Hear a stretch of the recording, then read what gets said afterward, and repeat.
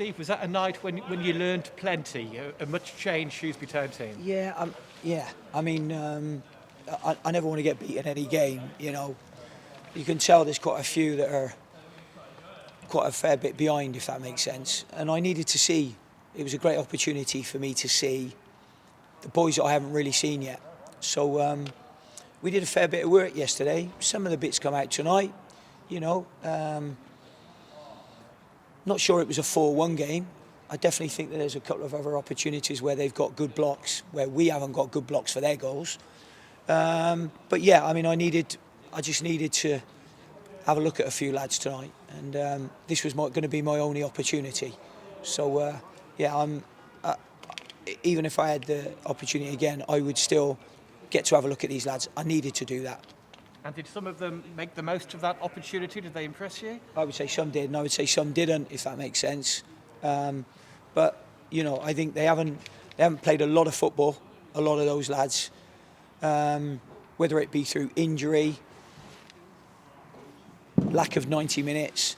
But it showed me tonight where the squad is, and it's funny really how when I think about where I got to in that short space of time, watching a few games, to pick the starting lineup that's played in the league game so far. So yeah, I think I'm probably on the right track with my thinking at the moment. What about the game tonight, Steve? Your team found themselves 2-0 down, then they got it back to 2-1. At that stage, you looked game on, did you feel? Didn't think we played very well at all in the first half. I think the second half ended up getting the goal before half-time that gave us a little bit of a lift.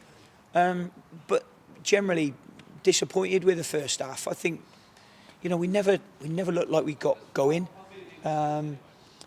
So we spoke about a few things. Second half, we were actually the brighter team at 2-1. They scored their goal against a run of play.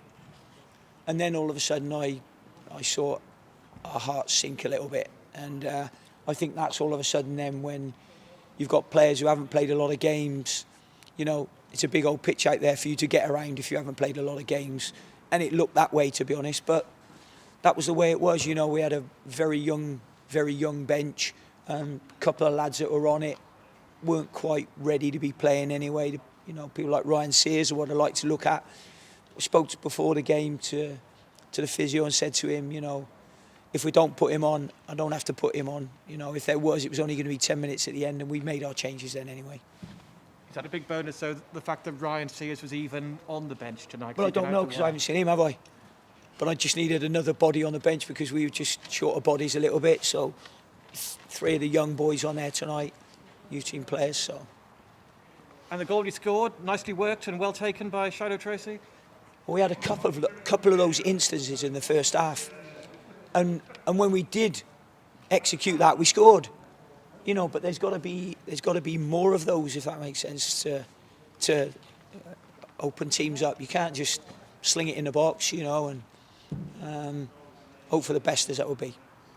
I'm sure it goes without saying you want to win every game your team play in. How big a disappointment is it to go out of this competition, though, given you've got such a busy schedule and so many important league games coming up? Well, I wouldn't have said, you know, going out of it helps us in terms of, you know, that there's a busy schedule, because there's a busy schedule anyway. The game was the game, and I needed to look at those fringe players. I need to know the strength of our squad. That's what I need to know, and I needed to do that tonight. So irrespective of the result, if the decision was the same again tomorrow, I would do the same again tomorrow, because I needed to see those players.